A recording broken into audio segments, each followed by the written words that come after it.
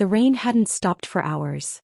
Cold, relentless, slicing sideways through the wind as Ethan Carter stood on the edge of the curb, his coat soaked through, holding his daughter's tiny hand.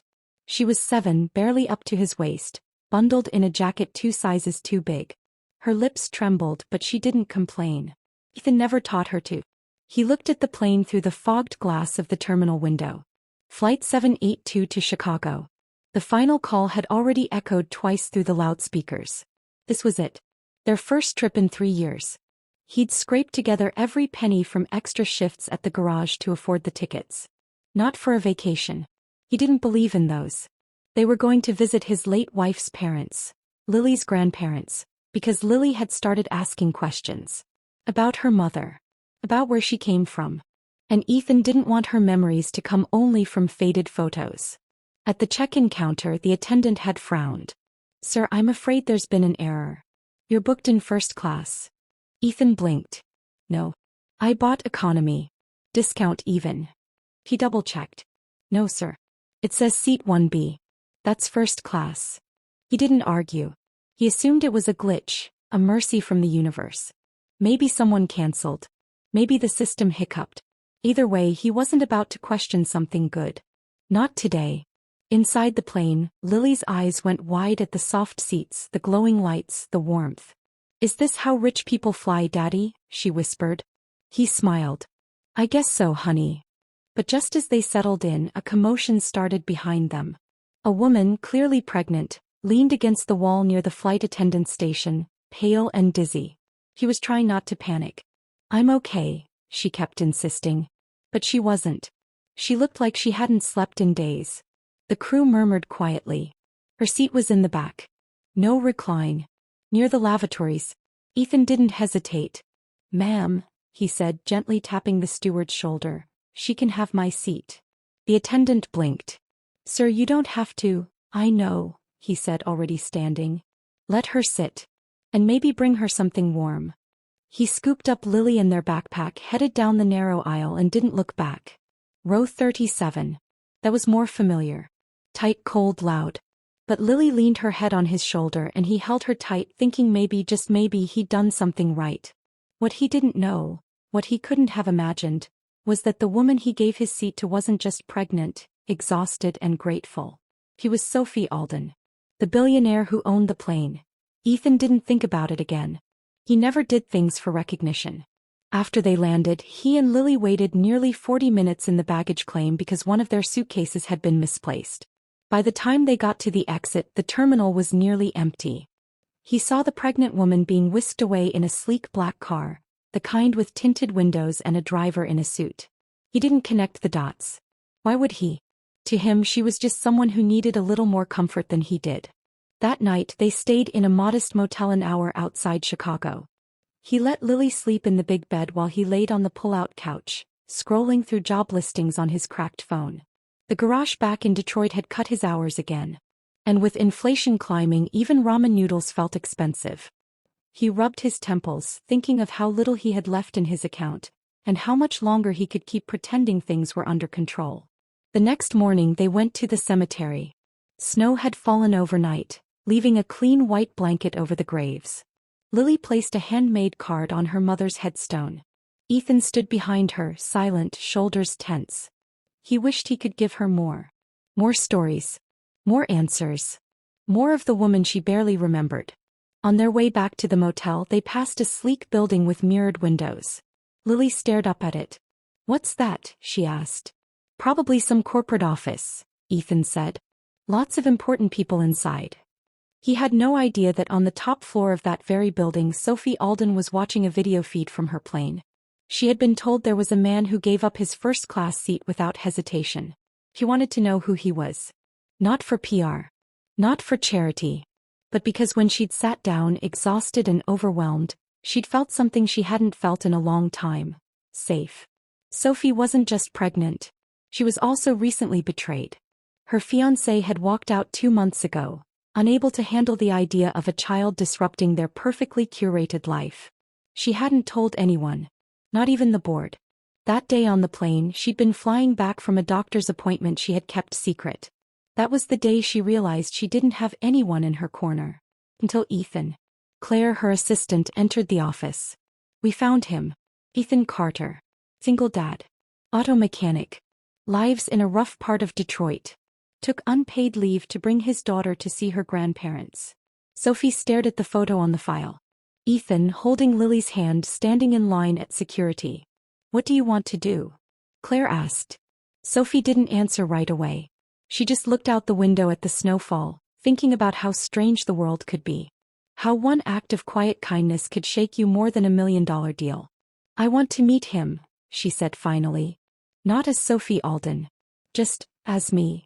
3 weeks later, Detroit was buried in slush and gray skies.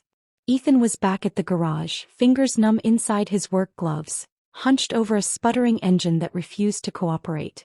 The shop was freezing. One of the heaters had gone out and the manager wasn't in a hurry to fix it. But Ethan didn't complain. He had a job. That was enough. He clocked in, kept his head down, and went home every night with just enough gas to get Lily to school in the morning. They still had the motel shampoo packets in their tiny bathroom. He hadn't had time or money for anything better. And yet when he tucked Lily in at night, she smiled like nothing was missing. Daddy, she whispered once, I liked that lady you gave your seat to. She looked so tired. You helped her. Ethan kissed her forehead. Sometimes people just need a little kindness, he said. Even if they don't say thank you. But someone had noticed. One Thursday afternoon as Ethan was closing up the shop, a black SUV pulled up outside the garage. The kind of vehicle that didn't belong in this neighborhood. He assumed it was lost. Then the passenger door opened. Sophie stepped out. No designer dress. No security team. Just jeans, boots, and a long gray coat. Her hair was tied back and she looked nervous in a way he didn't expect. Ethan straightened up, wiping grease from his hands. You, he said, surprised. Sophie smiled softly. Me. For a long second neither of them moved. Then she stepped closer. I didn't get to say thank you, she said. You didn't have to, Ethan replied. It was just a seat. Maybe to you. But to me it was something else. He didn't know what to say. Sophie glanced around the grimy garage, then back at him. Do you have a few minutes? Ethan hesitated, then nodded. Lily's still at school. I can spare a few. They sat across from each other at a workbench, surrounded by oil cans and rusted tools. Sophie explained everything. Who she was. Why she'd been flying alone. What that day had meant to her. Ethan listened, arms crossed, unsure if he was dreaming. When she finished, she pulled out a folder from her bag and slid it across the table. What's this? He asked. A job offer, she said.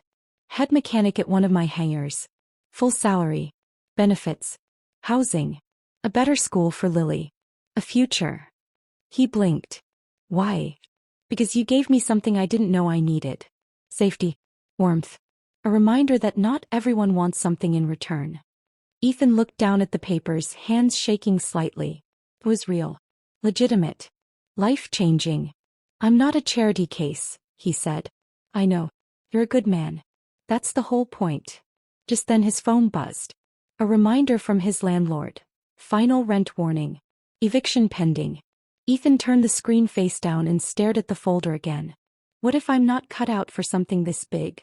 Then we figure it out together, Sophie said gently. You took a step toward me on that plane. Now it's my turn. Outside, snow had begun to fall again. Ethan looked out at the street where his rusted truck sat under a flickering streetlight. This moment felt like something more than a job offer. It felt like the door he never believed would open. Lily's voice echoed in his mind. Can we live in a house with stairs? Ethan looked at Sophie and finally said, okay. He didn't know what tomorrow would bring. But for the first time in years, it didn't scare him. 3 months later, Ethan stood in a spotless hangar just outside Chicago, wearing a clean blue uniform with his name embroidered on the chest. He was surrounded by tools that gleamed, aircrafts that whispered money, and a team that respected him. He was still learning. There were manuals thicker than his arm, but he was good with his hands, sharp with instincts, and steady under pressure. His supervisor had already called him a natural. Every Friday he picked up Lily from her new school, one with music rooms, science labs, and teachers who called her brilliant. They lived in a small company-owned house not far from the hangar, with a fenced backyard and a coffee maker that worked. Lily had a bedroom full of color and warmth, and the first thing she did was tape up a photo of her mom beside the window. Sophie visited often. She wasn't just the boss.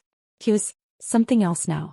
She brought Lily art supplies, joined them for dinner sometimes, and on quiet Sundays she and Ethan would talk for hours over coffee. There was no pressure between them. Just peace. Understanding. One afternoon, Sophie invited them to a ceremony. Ethan had no idea what to expect. They arrived at a private terminal filled with press, executives and bright lights. A stage had been set up near the newest jet in her fleet. Sophie stood at the podium and looked directly at him as she spoke. "I've built a business that flies millions of miles every year," she said. "But the most meaningful journey this company ever took was thanks to a man who gave up his first-class seat without knowing who I was. That single act of kindness reminded me of what matters most." Then she announced the Carter Initiative, a new program funding scholarships, housing and training for single parents in trade industries. Full ride. No fine print. All in his name. Ethan felt frozen as applause erupted. He hadn't asked for any of this. All he'd done was what he thought was right. When he stood, Sophie smiled and nodded. Lily reached for his hand, whispering, "You're on TV, Daddy." He laughed through a tight throat, blinking back the weight in his chest. Later that night, the four of them sat on the back porch. Ethan, Lily, Sophie, and her baby boy Julian. The air was cool. Quiet. Lily built a pillow fort inside. Julian slept against Sophie's chest. Ethan stared at the stars. "You changed everything," she said softly. "No," he replied. "You just gave me the chance to be who I really am." Sophie looked at him, eyes shining. "Funny. That's what you did for me too." She reached out and took his hand. No big speeches. No promises. Just a connection, simple, real. Months later, Ethan sat in first class again, but this time it wasn't an accident. He was traveling to oversee a new hangar site, and Lily was beside him, sipping juice, watching cartoons. Sophie sat across the aisle, Julian asleep in her arms. Claire typed furiously behind them as always. As the plane lifted off, Ethan looked out the window and caught his reflection. Stronger, calmer. He smiled to himself, thinking of the day he gave up that seat. Not knowing that decision would change his entire life. Because sometimes giving away your comfort gives you back your purpose. Sometimes kindness doesn't just echo. It builds a home.